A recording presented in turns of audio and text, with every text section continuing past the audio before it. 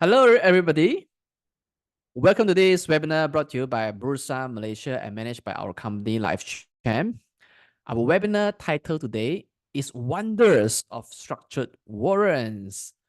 My name is Shen Chu. I'm the moderator for this session. So in this webinar, we're going to discover the wonders of structured warrants, and we're going to learn trading strategies using structured warrants. So it's going to be a bit more intermediate session today. Before we begin, as usual, disclaimer, whatever we share in this session is only for educational purpose. In no way that we give any recommendation for you to buy or sell any listed securities that we mentioned here. If you decide to make any investment decision, you're 100% responsible for all your investment risk. Now, allow me to briefly introduce our speaker today. He started off in the banking industry as a management associate covering departments such as corporate banking, group strategy, and asset management. Currently, he's a senior analyst in the equity and commodity derivative division of Maybank Investment Bank, which is the leading issuer of structured products and structured warrants in Malaysia. Notably, he has conducted more than 12 webinars and seminars with over 700 clients, despite having only 1 year of financial market experience. On top of that, he is a core content curator for Maybank IB's Telegram channel, Trade with Maybank, catering to the readership of more than 10,000 subscribers. He is passionate about the market and has the zeal to educate investors. So he holds a Bachelor in International Business from Help University. He is licensed by Securities Commission Malaysia as a capital markets services representative for both equities and derivatives dealing. So he's none other than Mr. Tucker Chia. So Tucker, how are you today? Good. Thank you for the introduction, Shane. It's good to be back here again, and it's nice being able to, share and also impart knowledge to the investors in Malaysia. All right, that's great. So I will stop sharing my screen and can't wait to learn from you. All right. So let me just quickly share my screen. Okay. Okay, I believe my screen is being shared right now. So for this evening, I'd like to just lay out the 3 key things that I'll be discussing here in this webinar, which is the components of structured warrants, what makes up the structured warrants basically, and also the risk and reward profile when you use structured warrant as a financial instrument tool in your portfolio or as part of your trading strategies. And of course, also some trading strategies with structured warrants to add into your arsenal. Okay, so let's jump right in and let's just see what structured warrants are all about. Okay, so in this case, for structured warrants are actually a financial instrument tool that adds a little bit of a touch to your traditional investment landscape. This is because for structured warrants, they derive their value from underlying assets, making them a good avenue for investors like yourself seeking a bit of leverage. So like I mentioned earlier as well, structured warrants are a financial instrument tool that give the holder the right, but not the obligation to buy or sell an underlying asset, whether is it stock, indices, or even commodities at a predetermined price, which is known as the exercise or strike price, within a specified time frame. Okay, so just remember is that warrants gives you the right, but not the obligation to buy or sell an underlying asset at a exercise price within a specified time frame. So of course, for warrants, they are typically issued by third-party financial institutions and is traded and listed on the exchange. So let's quickly discover what structured warrants are. And firstly, we will have that you can see they are leverage. Okay, they are leverage in the sense that using a fraction amount of your capital, you gain more exposure to the underlying share. And of course, over here, like I mentioned, it gives you exposure at a fraction of the underlying price. So this is because structured warrants often provide leverage, which allows you as an investor to control a larger portion in the underlying asset with a smaller amount of capital. So suppose you want to invest in a particular stock that is currently trading at 10 ringgit per share, right? So instead of buying 100 shares of the stock, which is one bought lot for 1,000 ringgit, you could purchase structured warrants over the same stock. And each of these warrants may represent the right to buy 1 share of the stock at a predetermined price, also known as the exercise price, and let's just say at $11 or 11 ringgit per share. So if the warrants are trading at 1 ringgit each, you could buy 100 warrants for 100 ringgit. So what happens if the price of the share rise to 12 ringgit per share? So the value of your warrant will also increase to say maybe 4 ringgit, which allows you to sell your warrant for 400 ringgit, resulting in a profit of 300 ringgit. So in this simplified scenario, your return on investment from the warrants will be significantly higher compared to if you had bought the stock directly. However, okay, it is important to note that while leverage, okay, from structured warrants can amplify your gain, it can also amplify your losses. So if the price of the stock declines, the value of your call warrant could also decrease and potentially resulting in a loss of the entire investment. And of course, for structured warrants, you will see that it is typically for more short-term trading, because for structured warrants like traditional options, they have something called an expiration date, like I mentioned earlier, which is a specified time frame.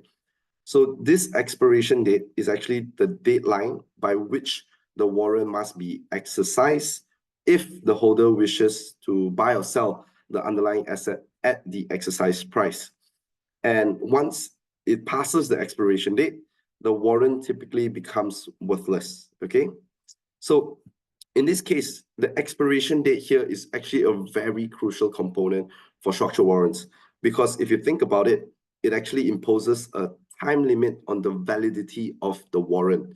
So investors need to be aware of this date when trading warrants, as it affects the pricing and also the potential profitability of using the warrant in your investment.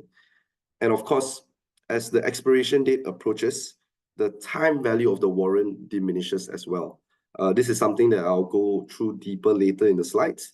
And this phenomenon is actually known as time decay or theta decay. So the closer the warrant is to expiration, the faster its time value erodes.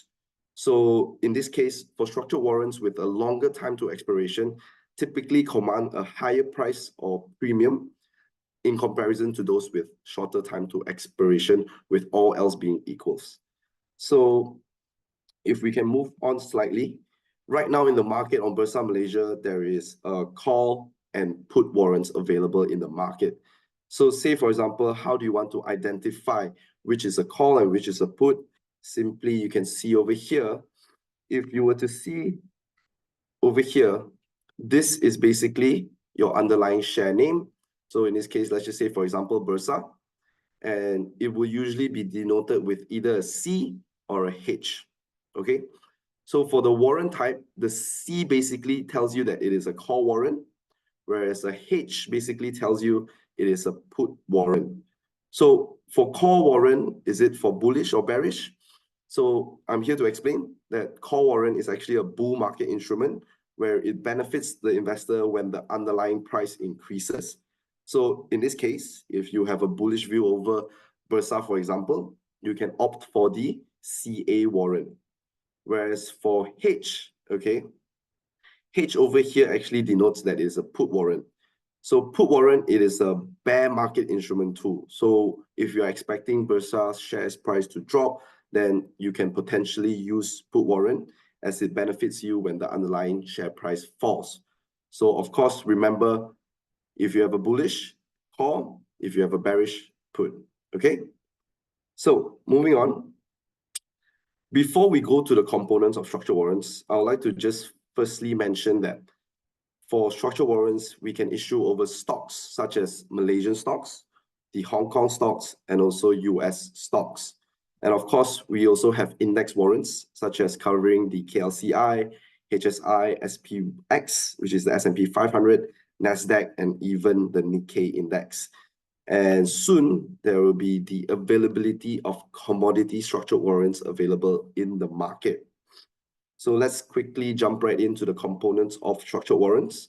So you may see on the screen that you have dividend, interest rate, tenure, exercise price, share price, and volatility, Okay, so let's just see how the first three would interact.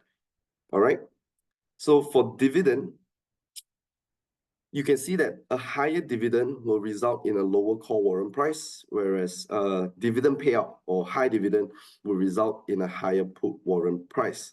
This is because if the market usually anticipates a dividend payment, and this expectation is factored into the pricing models of the call warrant, and the dividend payout is aligned with the market expectation, the warrant price will be unaffected. However, if it is a bonus dividend, for example, the bonus dividend will result in a lower call warrant price because, for example, the call warrant price, the underlying share price will drop. So in this case, for us as an issuer out there in the market, when we price this in our option pricing models, such as the Black-Scholes, dividend is part of the parameter when calculating the theoretical price of option and warrants. So even before the ex-dividend date, the price of the call warrant or even the put warrant may already have reflect the expected drop in the underlying stock price due to the upcoming dividend payment. Okay. Whereas for the interest rate component, you can see here, a high interest rate, for example, will result in a higher call warrant value and a lower put warrant value. So one thing to note, however, is that interest rate component rarely changes.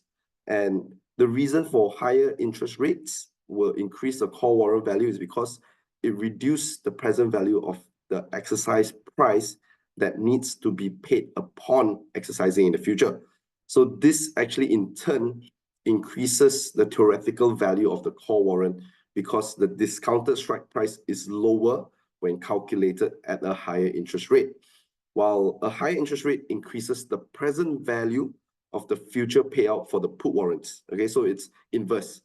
So this makes put warrant actually less valuable because the discounted strike price is higher when calculated at a higher interest rate. Okay. And over here, you see tenure. So tenure, you can always refer to it to the expiration date, okay? Or you can also know it as the time value of the warrant. So tenure here basically tells you the additional value attributed to the possibility of favorable movements in the price of the underlying asset over the remaining life of the warrant. So in short, the longer the tenure of the warrant, the greater the time value. This is because, for example, if a warrant is issued today and is expiring next year, May, there is more time for this warrant to be profitable, and also the probability of it being in the money is also higher. So this is because there is more time for the underlying assets price to move favorably, whether is it for a call warrant or a put warrant. So tenor here basically tells you that if there's more time, the likelihood of the warrant, whether a call or a put, can end up being in the money. So in this case, you can think of the expiration date of a structured warrant like the expiration date of a milk, for example. Just as a milk becomes closer to its expiration date, closer to being spoiled, the rate of it being spoiled will increase as it approaches. So same goes to structured warrant. The value reduces quicker as it approaches the expiration date. So this is important to pay attention to the expiration date, especially when it comes to the last trading day. So for example, Maybank IB as an issuer, we have a set of warrants that are expiring on 31st May. So the last trading day is actually 2 days before, which makes it today. So two things I'd like to bring to your attention is the expiration date and when is the last trading date, okay?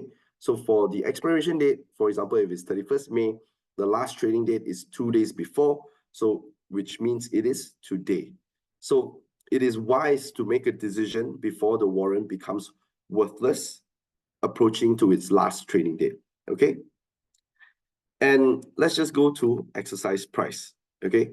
Say, for example, if the underlying share price is 1 ringgit, okay? And the exercise price is higher than the market price, okay? The value of your call warrant will be lower, okay? So in this case, why? So if the market price of the share is 1 ringgit and your call warrant price is, let's just say the exercise price is 1 ringgit 10 cent. Okay, so call warrant gives you the right but not the obligation to buy. So in this case, why would you want to exercise the call warrant to buy the underlying share at 1 ringgit 10 cents when you can actually just purchase at the market for 1 ringgit? So this is why if the exercise price for a call warrant is higher than the market, you will notice that the call warrant price is actually lower, okay? Whereas for put warrant, if the put warrant exercise price is higher than the market price, for example, okay, you may see that the put warrant's value is also higher, okay? So in this case, you can actually think of the strike or exercise price of the warrant like when you want to purchase a car and you're promised a price. So if the car's current price is more than the exercise price for a call warrant, okay, you would probably choose to exercise the warrant, the call warrant, because you will be able to buy the car at a cheaper price than the current market price. And on the flip side, okay, if the car price is lesser than the exercise price, for example, whereby the exercise price is higher than the car current price, you would want to sell it at the exercise price, right? So for example, if the car's current price is 50,000, you have a call warrant of 30,000, it makes sense to use the call warrant to buy the car at 30,000. Whereas for put warrant, if you have a contract that allows you to sell the car at, let's just say, 60,000, you would rather sell the car at 60,000 rather than the current market price for the car. Okay, so hope that makes sense. If not, I'll have the next slide up shortly to explain further. So in this case, of course, we have share price and of course the underlying asset price, right? So for this, you can see that if the share price is high, given if the call warrant price, the exercise price is 1 ringgit 10 cents, for example, again. So if the share price goes higher than 1 ringgit 10 cents, the call warrant value is also higher. Whereas for put warrant, it is the opposite. Because say, for example, if you have a put warrant with an exercise price of 1 ringgit 10 cents again, but the market share price is at 1 ringgit 30 cents. So why would you want to sell at 1 ringgit 10 cents when you can sell it at the market for 1 ringgit 30 cents? So you can think of it as the underlying asset price or the share price for the structured warrants that is over is actually like the engine of a car. Just as the engine powers the car, the underlying asset drives the value of the warrant. So the type of engine you choose affects the car performance. Am I right? And in this case, just like the underlying asset price or the share price will affect the warrant's value. Okay. And lastly, we have volatility. So volatility here actually measures the dispersion of stock price returns. And of course, as volatility increases, the likelihood of a stock or warrant, okay, a stock warrant or structured warrant expiring in the money or out the money increases. So you will see here that when volatility increases, both call and put warrant values will also increase. So you can see that for call warrant, you actually benefit from an underlying price increase, but with the higher volatility in the pricing model or the Black-Scholes model, this would result in the higher price for the call warrant as well. And this same goes for the put warrants. So in summary, for volatility, higher volatility actually increases the time value and the premium of the call and put warrants by enhancing the probability of the underlying asset price exceeding the strike price for call warrant or for put warrant below the strike price. So one way to also read more about volatility, I would suggest to read about the Greeks, which is your delta, gamma, theta, vega, and rho. So because for both call and put warrants, they have a positive vega, meaning to say a positive volatility. So this means that the price increases with the rising volatility. And longer-term warrants are more sensitive to change in volatility. So you may see here that the share price movements and volatility directly impacts the warrant's intrinsic and time value. So the rest here don't change or rarely change over time. This is because your tenure and exercise price is already fixed from the beginning since listing, whereas interest rates, you don't see it change a lot during the year. And also, of course, dividend companies that usually pays out dividend is already priced into the value of the call and put warrant. Okay. So earlier I mentioned about the exercise price, right? So if it's hard for you to visualize, this table is actually to help you to visualize it better. So let's just make one assumption is that the underlying price is trading at 3 ringgit 30 cents. Okay. So if you have a call warrant and a put warrant with an exercise price, which is 3 ringgit 30 cents, the call and put warrant is considered to be at the money. Okay, at the money. So typically at the money warrants have a delta of 50% and usually has a time value and a little bit of intrinsic value, okay, because it's at the money. Whereas for call warrant, okay, let's just take the example of call warrant. It becomes out the money when your exercise price, okay, becomes higher than the market price.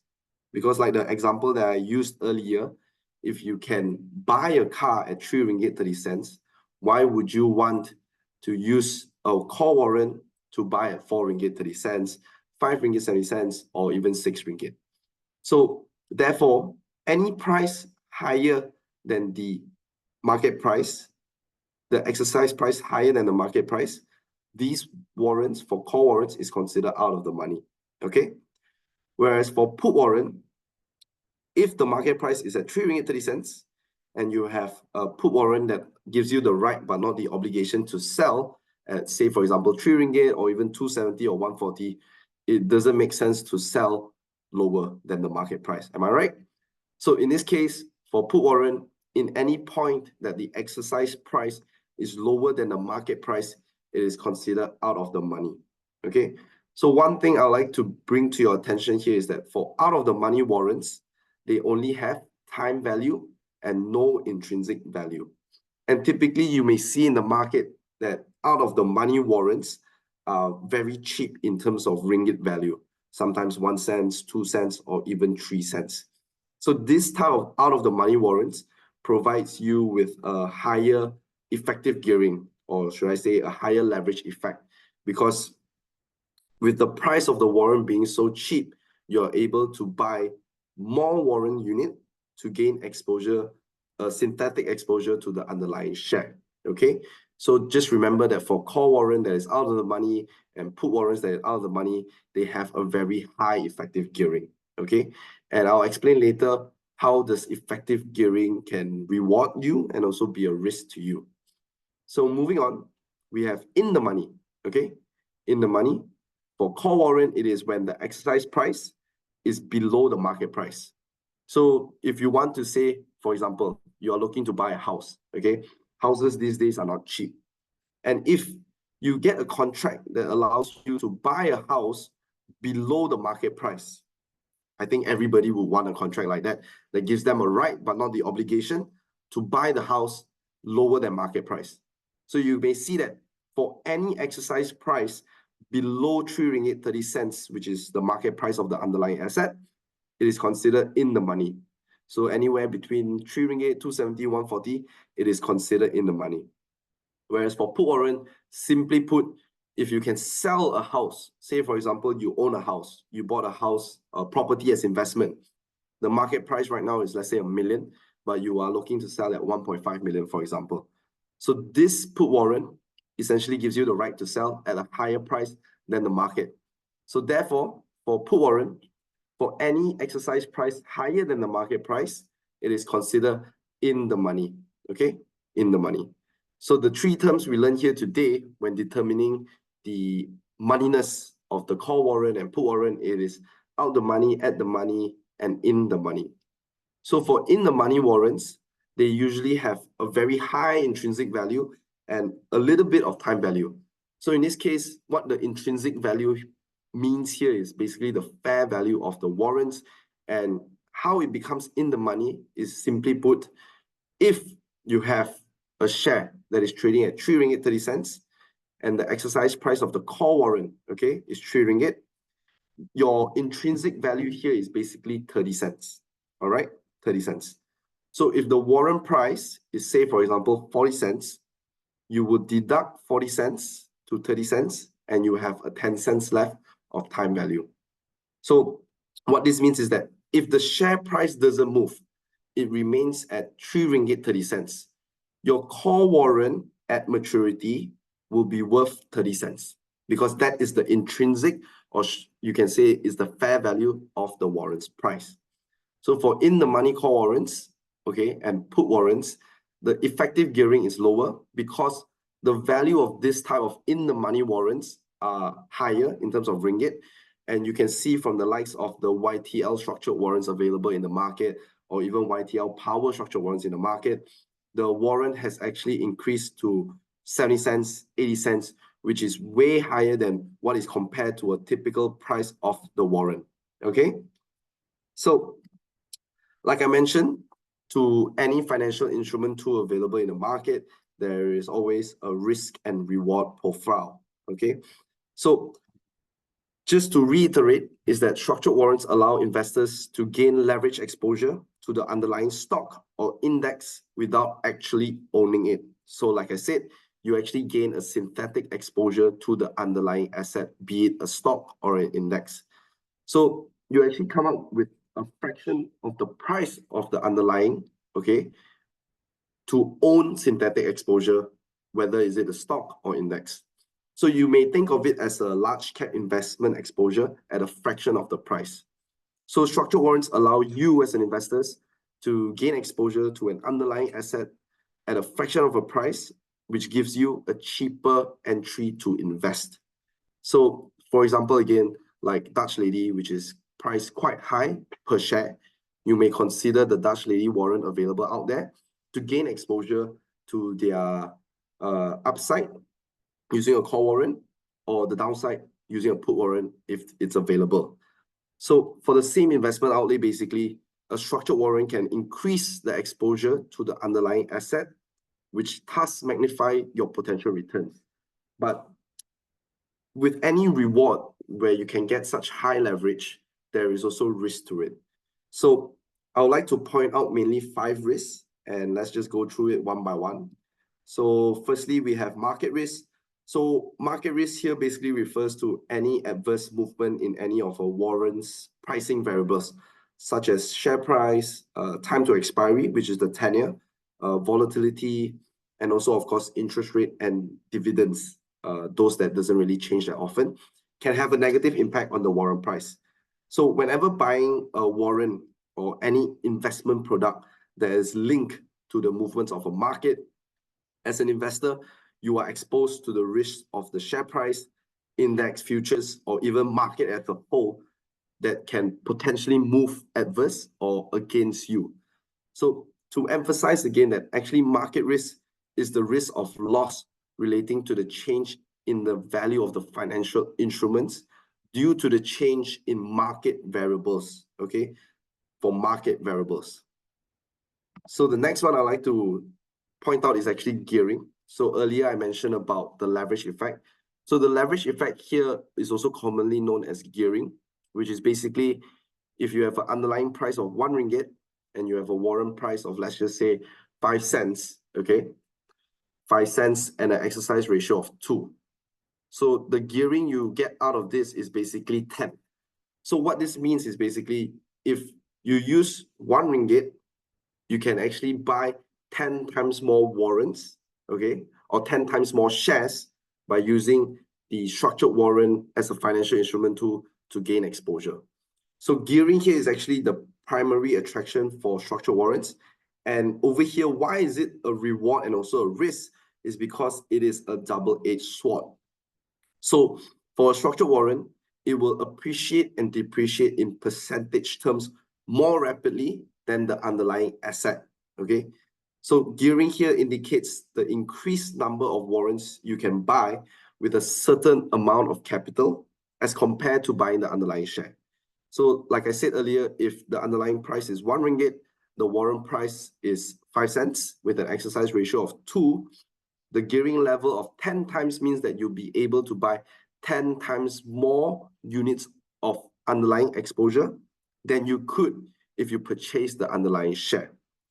So in this case, the value of the structured warrants may change in a greater extent than the change in the underlying asset. So for example, a very good way to know how much in percentage term the warrant will gain or lose is actually effective gearing. So effective gearing basically takes the delta of the warrant multiplied by the gearing of the warrant.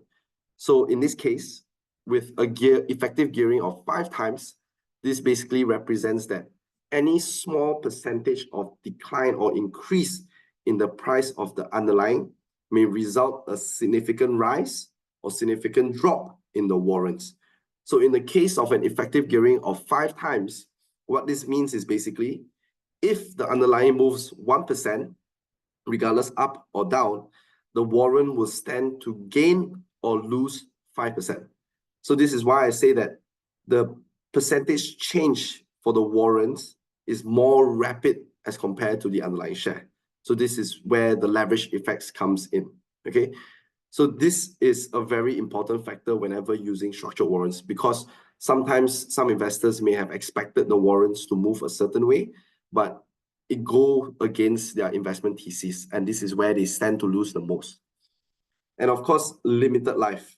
Just like I mentioned earlier, with all structured warrants available in the market, there is an expiry date and therefore a limited life. So if the share price is below the exercise price for a call warrant or above the exercise price for a put warrant, the warrant will expire worthless, okay? The warrant will expire worthless. I cannot stress this enough, because when the warrant becomes out of the money, your warrant will become worthless at expiry. And generally, a warrant is more valuable the longer the remaining life it has. So comparing with a warrant that is expiring 31st May, in comparison to a warrant that is expiring 31st May next year, the one that is expiring next year has more value to it. And the rate of decline for the warrant that is very close to the expiry date accelerates because the lifespan of the warrant becomes shorter and shorter as the expiry date gets closer, okay? And of course, there is a risk of takeover also. So the takeover is in the event that there is a takeover offer or compulsory acquisition in the underlying company, the issuer in the market may but do not have to terminate the structured warrants and thereupon settle the structured warrant. So the settlement price over here also for a takeover situation is the cash settlement amount upon the termination of the structured warrant will be based on the offer price for the underlying share under the takeover offer. And this will affect the cash settlement amount. So be wary of using structured warrants over company or underlying shares that may be going through a takeover offer, okay? And of course, credit risk, because if you as an investor were to purchase the warrants out there in the market, you are basically relying on the credit worthiness of the issuers and of no other person, okay? Therefore, as an investor, you must also evaluate the credit risk of each issuer in relation to their ability to perform their obligation in respect to structured warrants, okay?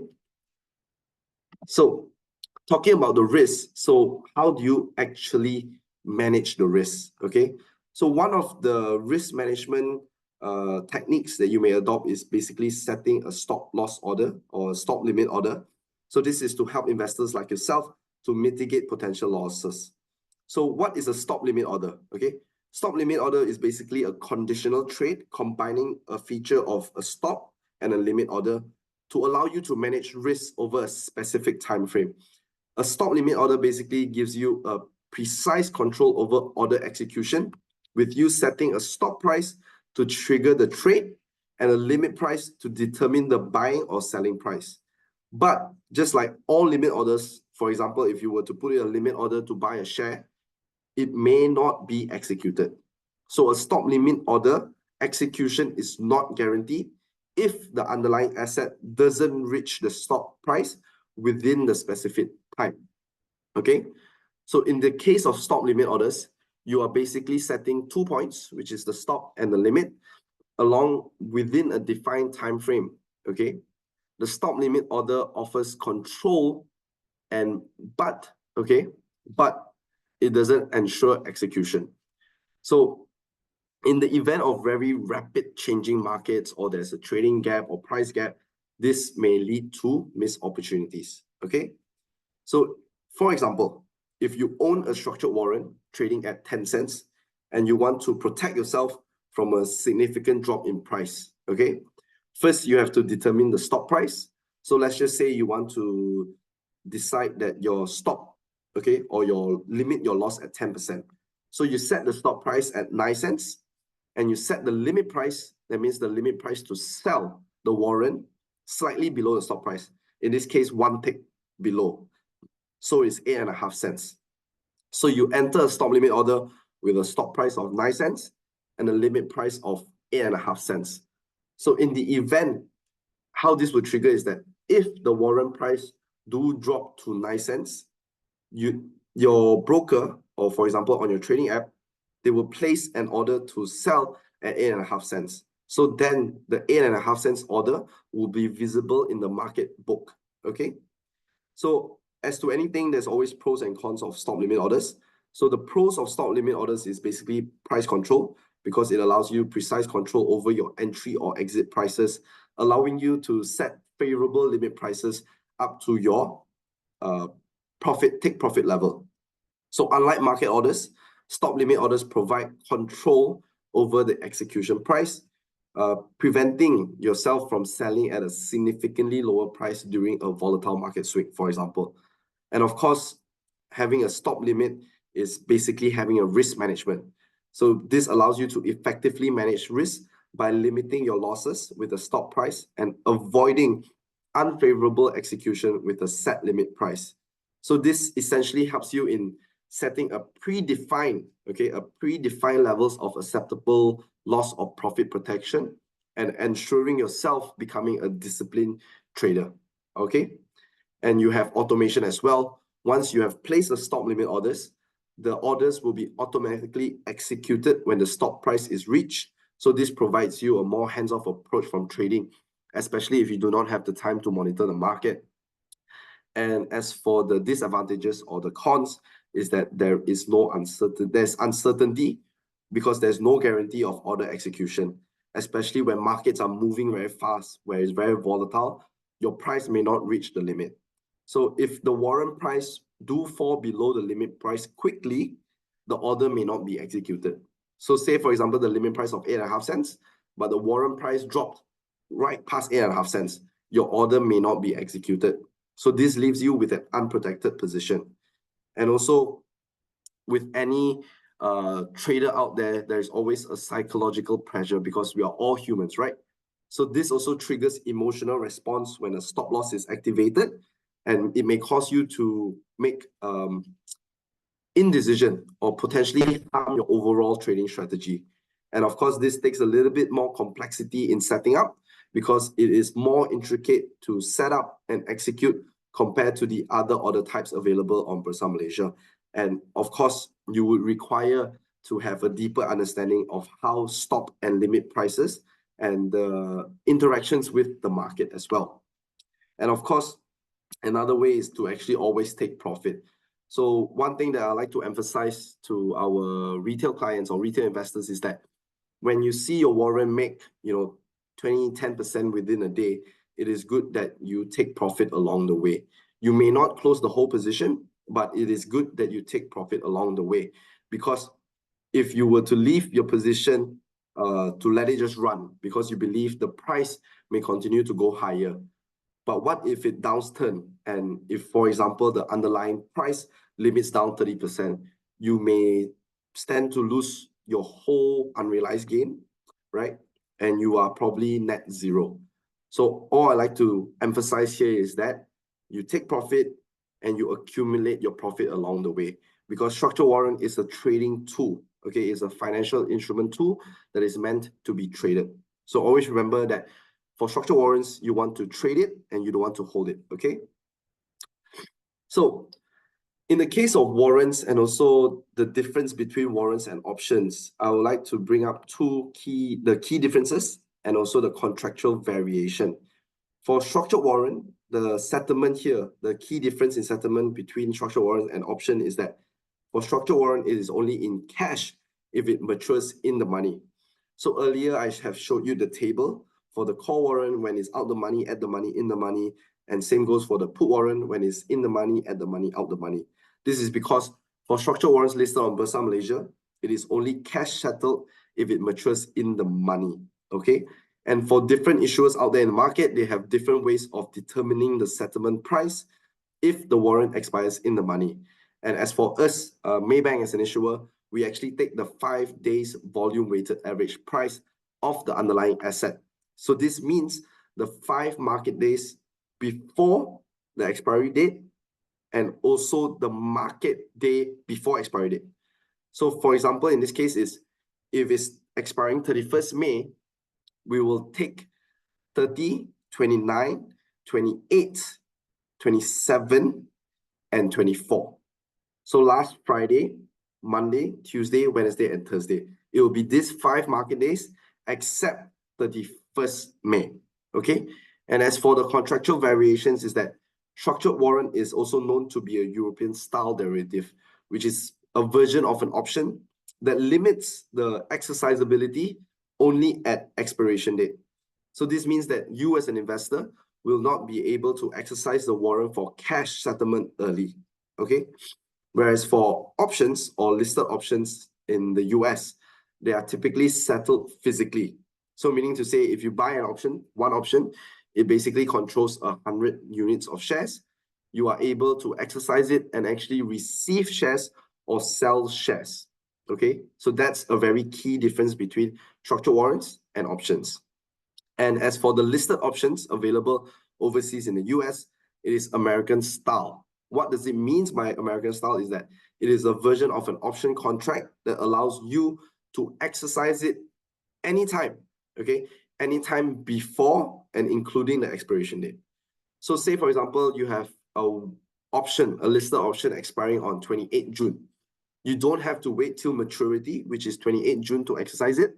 You can expire at any point of time from now until 28 June, all right? Whereas for 10 years, the 10 years difference between structured warrants and option, okay? For structured warrants, they have a very specified expiration date, similar to options as well. But one thing I'd like to bring up here is that for warrants issued on Bursa Malaysia, they typically have an expiration date ranging between 8 to 11 months, all right? Whereas for the listed options, they are mostly standardized, typically ranging from few weeks to a couple of years. So there are also something called LEAPS, which is a long-term equity anticipation option, which can extend up to 3 years as well. So for Malaysia structured warrants, it is 8 to 11 months. For the listed options are usually a few weeks to a couple of years, all right? And of course, issuer, okay? For structured warrants, it is typically issued by a financial institution such as Maybank, banks, brokerage firms, and of course, it is traded on the stock exchange like Bursa Malaysia. And structured warrants can be tailored, okay? Although the exercise price, expiration date, they are fixed, but it can be tailored. Why do I say it can be tailored? To meet your specific needs, because you can always feedback to us as an issuer to issue or adjust the exercise price, expiration date, or perhaps other terms that may suit your need, right? Whereas for listed options, it is created by the exchange. Hence, it is a standardized contract and is traded between market participants, all right? And for listed option, it is traded on the option exchange such as CBOE, which is the Chicago Board Options Exchange. So the standardized terms are set by the exchange, making them less customizable compared to structured warrants, all right? So you have known the risk and the reward, the key differences between the structured warrants and also the listed options, okay? The two widely used options and warrants in the trading world. So what are the advantages and disadvantages of structured warrants? Okay. For the advantages, there are mainly three advantages. One is liquidity. So liquidity here is actually provided by market maker. So market maker basically here means that us issuer will have a designated market maker. And for most of the issuers out there, the issuer of the warrant is the market maker for the warrant. So what it means by a market maker is basically they provide liquidity in the market by providing quotes at the bid and the ask, which allows investors to enter and exit easily throughout market hours. And of course, I can't emphasize this more enough, is that the requirements of a lower capital outlay.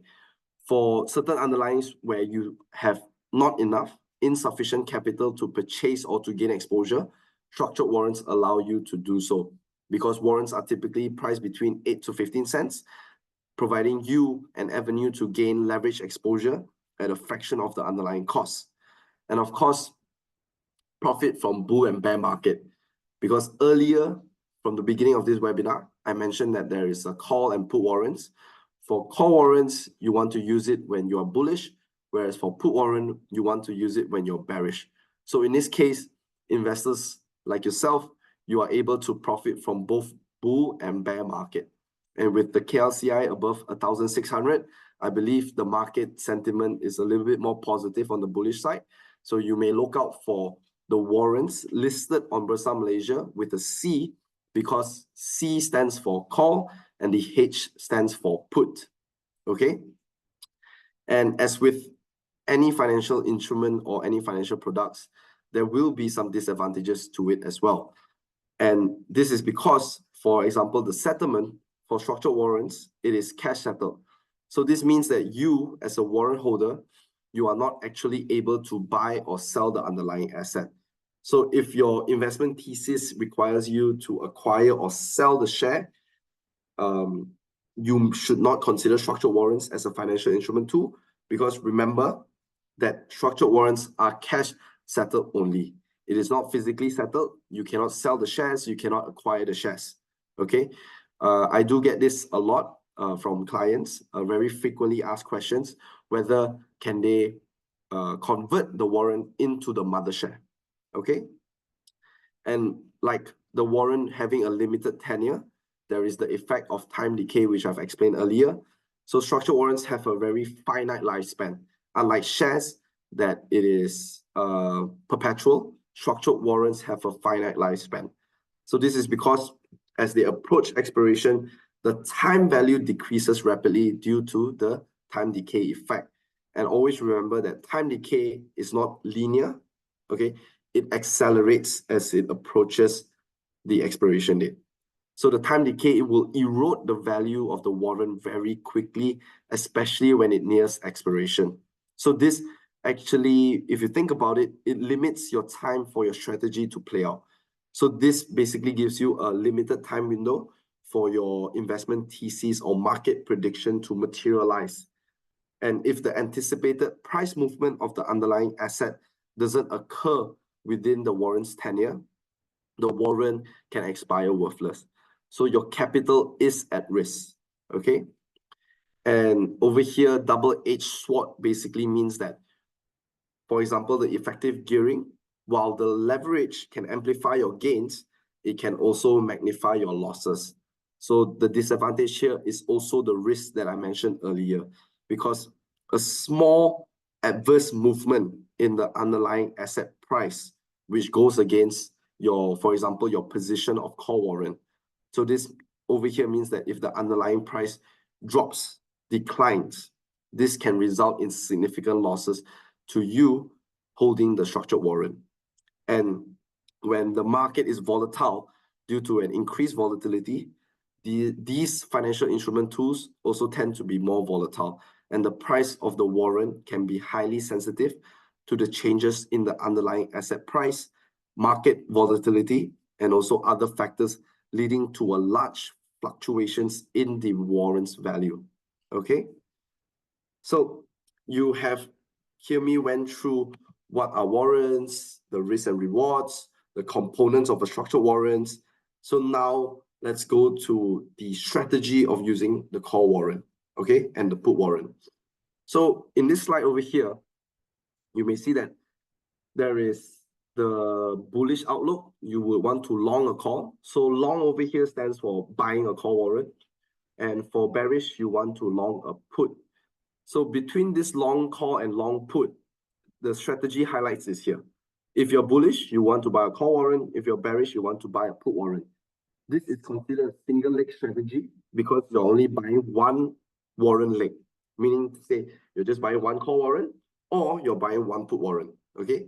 And of course, for all the warrants, it actually benefits from increasing volatility in the market. And due to the time value of time decay, time is your enemy. And in this case, it is unlimited profit potential.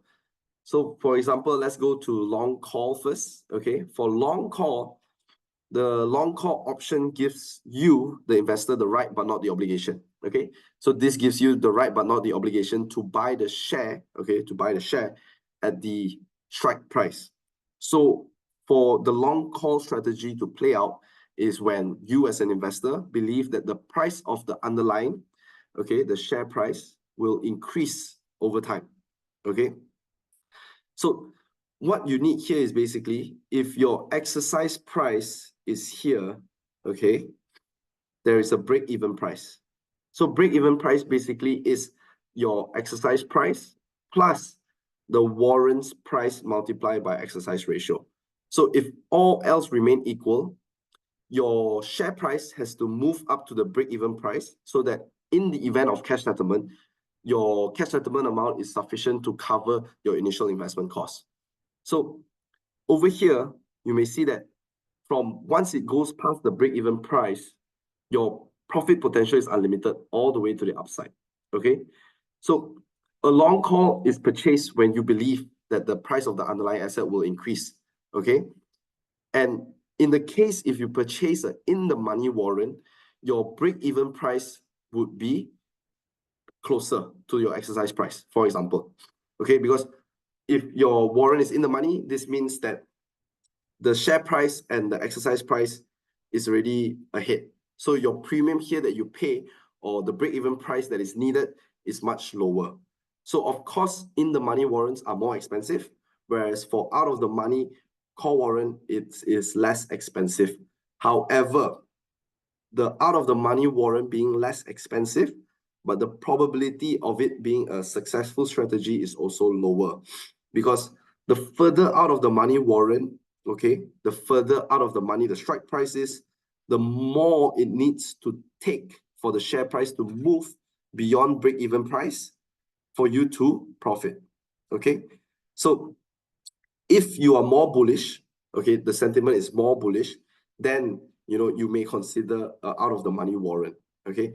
So in this case, the payoff diagram for the long call is quite straightforward, and the maximum risk is basically limited to the cost of purchasing the warrant, okay, to the cost of purchasing the warrant.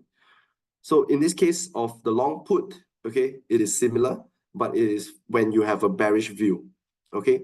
So instead of thinking of a bearish view, you can think of it as a hedging tool for your portfolio. So in this case, it is also known as a merit put strategy, because you have already have the asset, which is the share, and you simultaneously buy the put option, which replicates the equivalent number of shares. So you may use this strategy to hedge your downside when holding a share. So this strategy actually functions as an insurance policy, if you think about it, because it establishes a price floor in the event the share price falls sharply. And this is also why it is also known as a protective put. So this is why when you think of a put warrant, don't think of it that you are going against the market or expecting the share price to fall. Because if you have a share and you want to hedge against the downside, you may consider a put warrant as a protective put. So for example, if you purchase 100 shares of a stock and you buy 100 put warrants, which has an exercise ratio of 1, this strategy will be appealing to you because you are protected on the downside, okay? Because this is the share price. As share price move lower and lower, once it goes beyond your exercise, your break-even price, your profit is unlimited as well. So this basically allows you to participate, okay? If your share price goes up, right, you get to participate on the upside. And if your view is wrong for the share, you have your protective put to hedge against that position. So there is one caveat here or disclaimer, is that the only disadvantage to a long put or a merit put or a protective put is that if the stock price does not fall, you stand to lose the amount of premium or the price that you've paid for the put warrant. Okay, so long call and long put is quite straightforward. If you're bullish, you go for long call. If you're bearish, you go for long put. If you want to hedge your existing share, you go for long put. Okay, and the next one we have the long straddle and long strangle. So this is a bit more complicated. It takes a little bit more to set up, but the overall strategy highlighted here is that you have a neutral outlook. You don't expect it to be, you don't know where is it going to move. And this is considered a two-leg strategy, because for a long straddle, you basically buy the same strike price for a call and a put. You basically buy at the same exercise price, okay? Whereas for a long strangle, you will buy at out of the money put warrant and out of the money call warrant, okay? So this is why it's considered a two-leg strategy, because you are simultaneously buying a call and a put, okay? So in this case, for a long straddle and a long strangle, this strategy is beneficial for investors that has a neutral outlook, or when you believe that the price of an underlying would move significantly either on the upside or the downside, okay? So for this strategy to work, the underlying asset or the share has to move significantly out of a specific range. For example, if you're using the long straddle, it takes lesser of a share price movement to move significantly either on the downside or upside. But for the long strangle, it takes more, because you purchase an out of the money put and out of the money call. So your call price is higher than the market price, whereas your put price, your put exercise price is lower than the market price. So in order for the long strangle to work, your underlying asset has to move even more on the downside and even more on the upside. So in this case also, time is your enemy and your profit potential is also unlimited.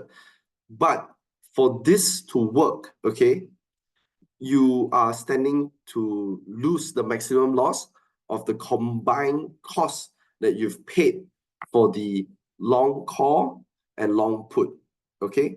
But if you want a cheaper strategy, it will be the long strangle, because you're purchasing an out of the money call and out of the money put, which is why your put exercise price is lower, your call exercise price is higher, which makes it out of the money, and thus the value or the warrant of the out of the money put and out of the money call is cheaper.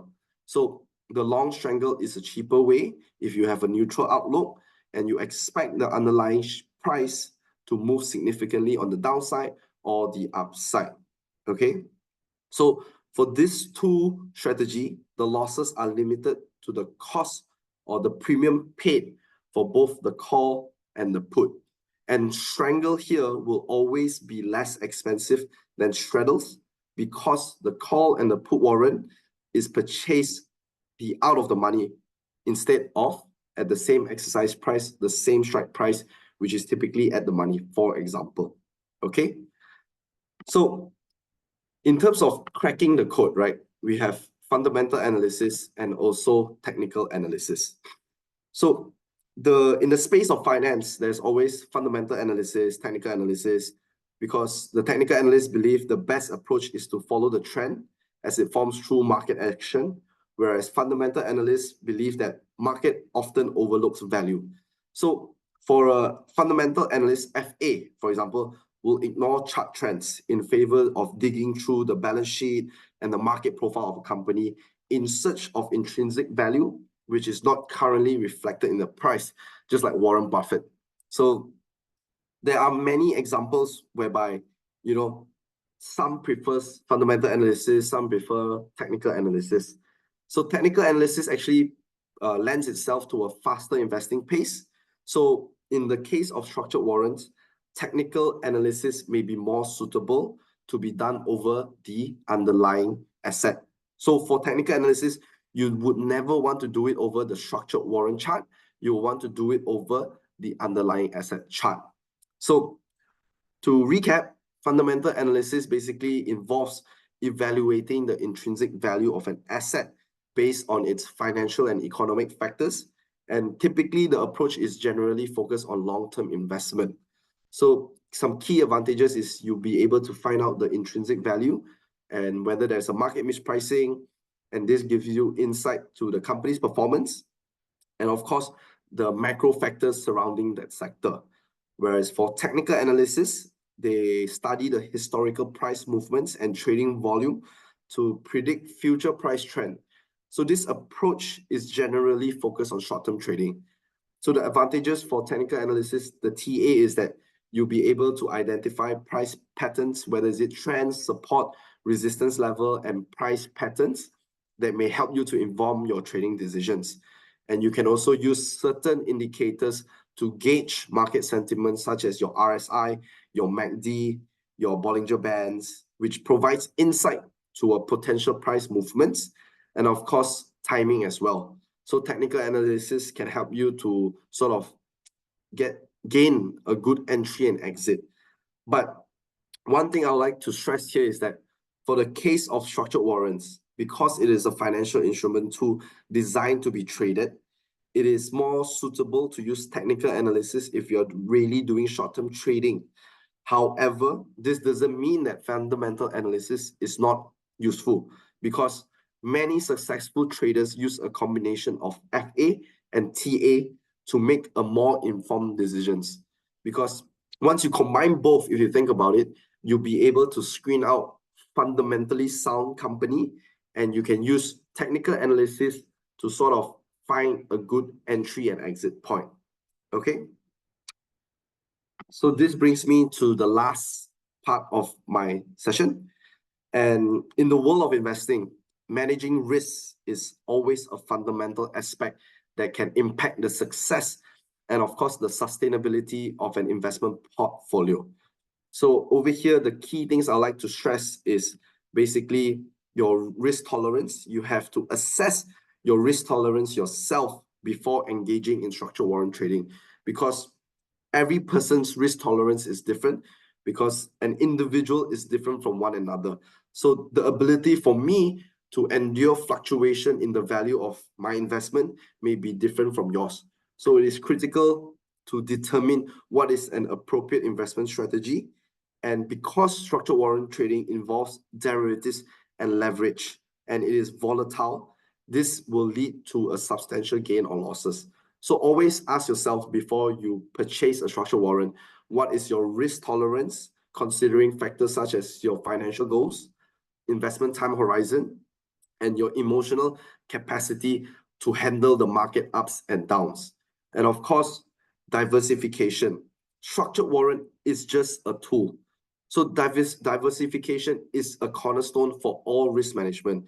It basically involves spreading your investments across various asset classes, industries, or even geographical region. The rationale or the logic behind this is that different assets respond differently to market conditions. That is why sometimes you see the emerging market performing better than the developed market. And by having a mix of investments such as stocks, bonds, real estates, and commodities, you can reduce the impact of poor performance in one asset class on the entire portfolio. So diversification here helps you to mitigate the risk of significant losses and potentially enhances the overall returns by tapping into growth potential of various sectors. So structured warrants can be just a small part of your portfolio and not a big part of your portfolio if you're a long-term investor. But if you are a trader, you're looking to get in and out quickly, then the mix of the portfolio can be a little bit different. There is no golden number because it all depends on your risk tolerance. And of course, always stay hungry to learn because you should be updated on market trend, regulations, and also investor sentiment. So it's always good to continue to learn because the landscape for the market is constantly evolving due to economic, political, and technological factors. So staying informed about market trends, shifts in regulations, and investor sentiment is essential for you to make an informed decision. Okay. And lastly, always avoid emotional trading. So stick to your strategy if you have one, and avoid making impulsive decisions driven by emotions. Okay. In conclusion, an effective risk management is paramount for all types of investors, whether you are risk averse or you are a risk taker. So understanding yourself, staying informed, and controlling your emotion is the foundation of a robust risk management strategy. And with that, I would like to end my sessions and I would like to take any question from the floor. Thank you so much, Tucker, for very insightful sessions on warrants. All right, it's very comprehensive. It covers a lot of ground. So if you have any questions to ask our speaker today, you may write them at the Q&A box. Okay, write them at the Q&A box, not the chat box. So Tucker, it's actually my first time to see analysts like you who talk about straddle and strangle in a structured warrant session.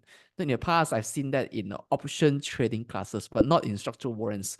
So that leads me to my question. Yeah, you see, these involve a two-leg strategies. But I think that that in Bursa Malaysia, the ability to carry out straddle and strangle would be very limited due to limited availability of put warrants, except when it's on index warrants, right?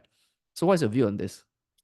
That's correct. So what I'd like to point out also, I believe a lot of people, they are also very aware that in the most active page of your trading platform or your online share trading platform, you see that a lot of times is the Hang Seng Index, right? And we have something exciting in store for this type of index warrants. And we always like to have feedback from clients that ask us to issue put warrants. Because in the past, I believe put warrants weren't that accepted by the market because who would want to bet against a share, right? Or who would want to go against that the share price would fall? So this is why also in the earlier single leg strategy, I talk about a protective put, because a put warrant is not just an effective way for you to short an underlying, but it's also a way for you to hedge. So once the market becomes more informed, more knowledgeable, and is aware of the beauty or the wonder of put warrant, then perhaps we are able to issue a call and a put warrant over the same underlying at the same strike price with the same expiration date, for example. Then the possibility of executing a long straddle is possible. Or if, like I mentioned earlier, if some investors would like a more customized exercise price or even expiration date or even other terms, they can always come to us and give us feedback, and we would potentially issue the call and put warrant pair to allow them to execute a long strangle, for example. So I believe the Malaysia market, from the numbers that I'm seeing and also from how vibrant the market is this year, I believe that a lot of investors are also gaining traction and being aware of structured warrants available in the market, not just as a tool, right, but also as a hedging tool for their portfolio. Yep. So you say that retail investors like us are able to discuss the possibility of put warrants with issuer like you, right? For instance, that will help to complement our portfolio strategies. I mean, so long that we have sizable capital, correct? Not necessarily. Of course, there are also a few factors that we have to consider.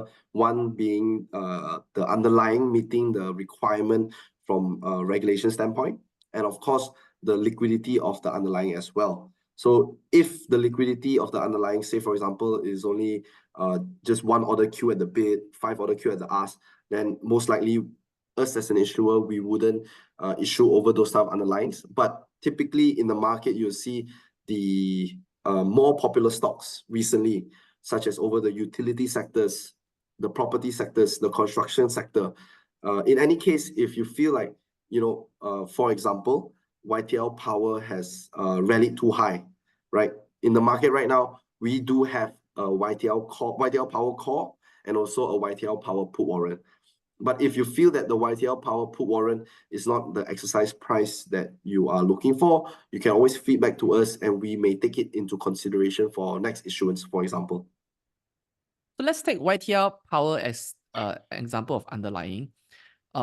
Say that I own 1,000 YTL Power underlying and I want to protect my downside. So how should I consider a put warrant with the different exercise ratios so that I can provide an adequate protection to my portfolio? Okay. If I may, can I share Yes. the Warrants website? Yes, you may. Okay. Just a moment, yeah. All right. Do you see it? Yes, I'm seeing your screen. Okay, so this is basically Maybank Warrants website, and we have a bunch of educational. We have also educational materials. We have also a glossary that tells you the investment term. But let's just go to Shane's question of YTL Power. How do you replicate it, right? Yep. So in this case, you can see that this is the warrant terms for YTL Power put warrant, which is the HD. So over here, you will see a few things: the bid of the warrant, the underlying bid, the issuer, the sensitivity, effective gearing, the volume traded today, when it was listed, and also the expiry date, and of course, the time to maturity. So in this case, if you have 1,000 shares and there's an exercise ratio of 6:1, am I right? 6:1. So in this case, you would essentially have to buy about 6,000 units, right, of the warrant to replicate a 1,000, correct, of YTL Power shares, right? So once you have done that, you are essentially looking at the live matrix here on the right, okay? As an investor, you will always buy at the ask and you sell back at the bid, okay? And in this case, because the warrant it is so out of the money, right? The value here is also 1.5 cents and 2 cents. So for example, in Shane's case, 1,000 YTL Power. So with 6,000 units of warrant, which you bought at 2 cents, okay, you are forking out essentially 120 ringgit for you to protect 1,000 YTL Power shares. So from this case, in the event if YTL Power continue to rise, Shane's YTL Power holding will increase in value, right? But what happens if the share price actually starts to limit down, for example, 30%? And in this case, due to the leverage effect of this warrant at 5.2 times, so if the underlying share YTL Power drops by 10%, okay, the effective gearing here will basically tell you that for a 10% drop in YTL, the warrant for YTL Power HD will gain 52%. So this is the leverage effect for the warrant. So in this case, Shane's YTL Power shares of 1,000 will lose unrealized loss of 10%, but the 120 ringgit capital he forked out to purchase 6,000 units of this warrant would have gained 52%. So in this case, he would have gained about roughly 62 ringgit, right? So in that case, you are protecting your downside limit. So the gain from the put warrant will be able to offset, not completely, but will be able to offset some of the losses, the unrealized losses faced in the underlying share. So if you feel that the sell down of YTL Power is overdone and you want to close your put warrant position, so you may take the gain to cover your unrealized loss, for example. Or you can take the gain to use it to average down your cost, to dollar cost average down your YTL Power shareholding in this case. Thank you so much, Tucker. So the next question on my screen is that what is the difference between ticker symbol WB and also the one that end with C kind of warrant? See. Okay, thank you for the question. So this is a very common question that we get a lot. And for WB or CB, for example, for any warrant you see out there denoted with WB, it is a company warrant. So a company warrant, it is American style and it is exercisable at any point in time. So company warrants are usually given to shareholders as a way of rewarding them and also as a way to get them to purchase or encourage them to purchase the company shares in the future. All right. So don't mistaken WB as a structured warrant. It is not issued by a third-party financial institution. It is issued by the company themselves. Whereas for call warrant, denoted with a C, it is issued by a third-party financial institution like us, Maybank IB. Yep. So the WB are company warrants. All right. So they are fundamentally different. So the next question asked by Chan is that how do we search for the warrants premium?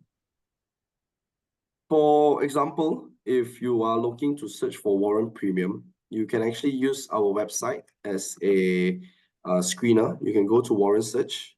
You can click edit columns here, and you can click on premium. So you can see the premium here.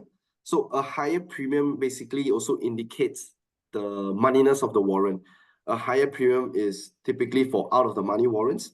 And if you were to sort the premium, if it's negative or zero, it is usually a very in the money warrant.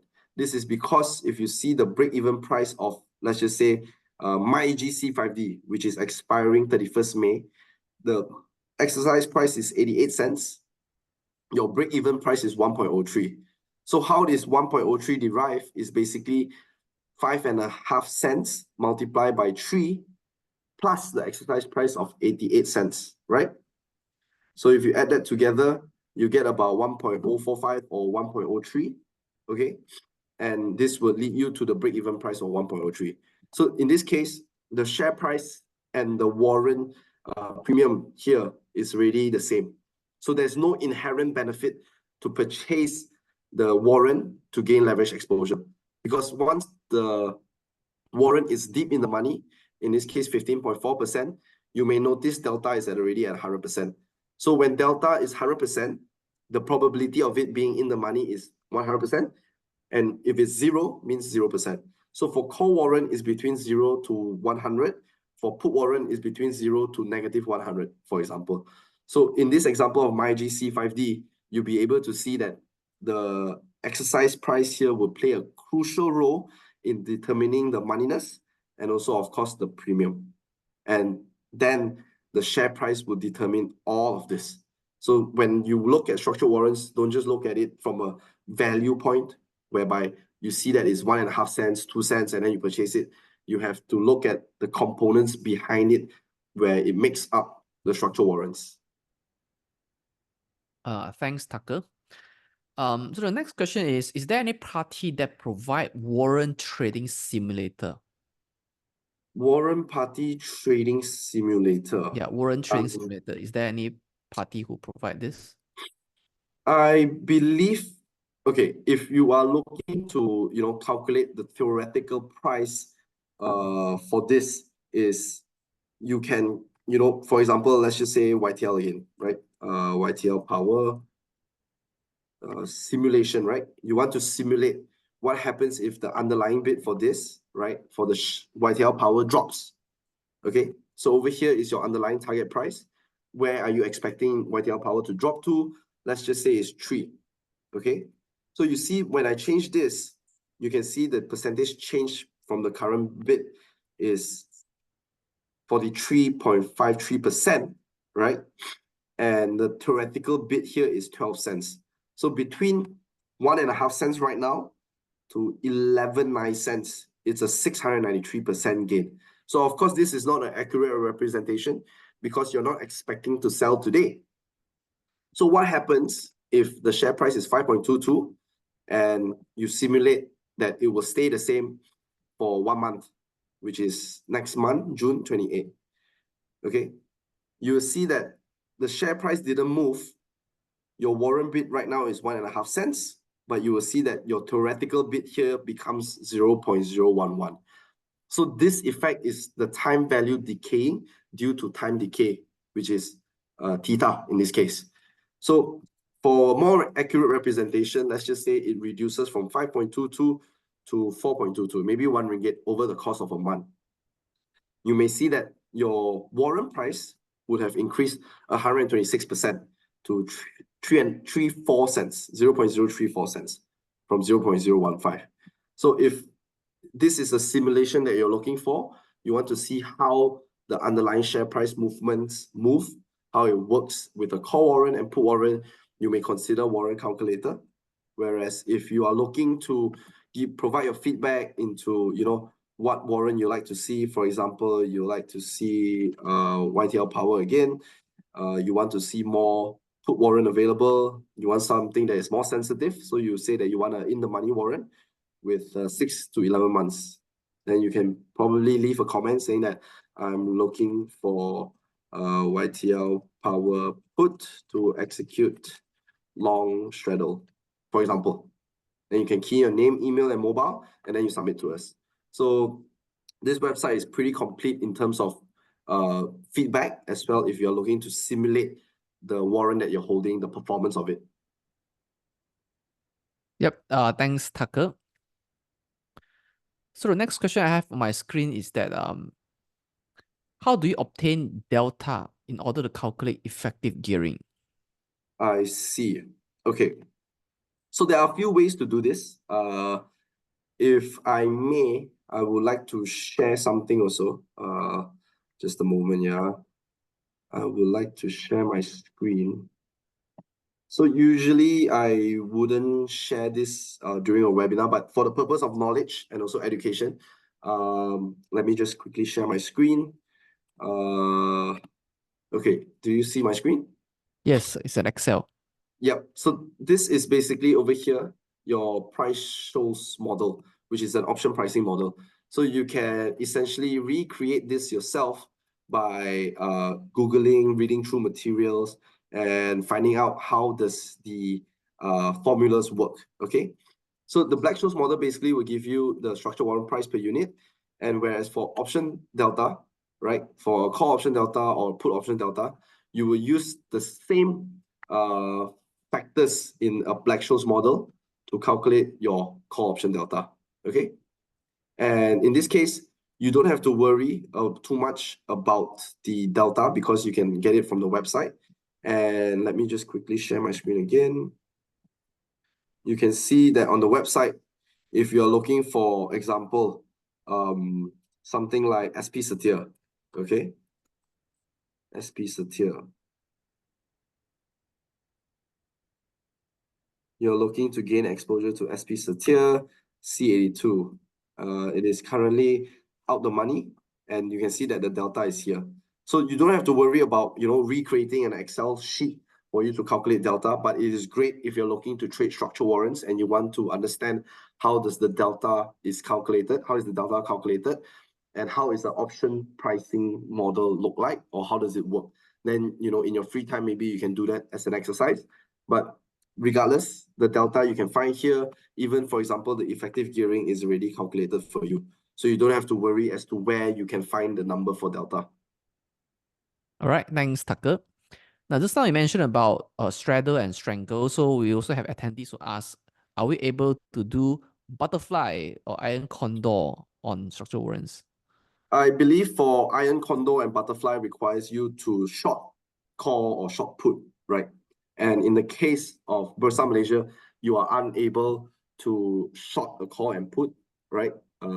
I believe in the US market where the listed options are available, you are able to long, to buy a call, and you're able to underwrite a call as well. So in the Malaysia market, we do not have this feature yet.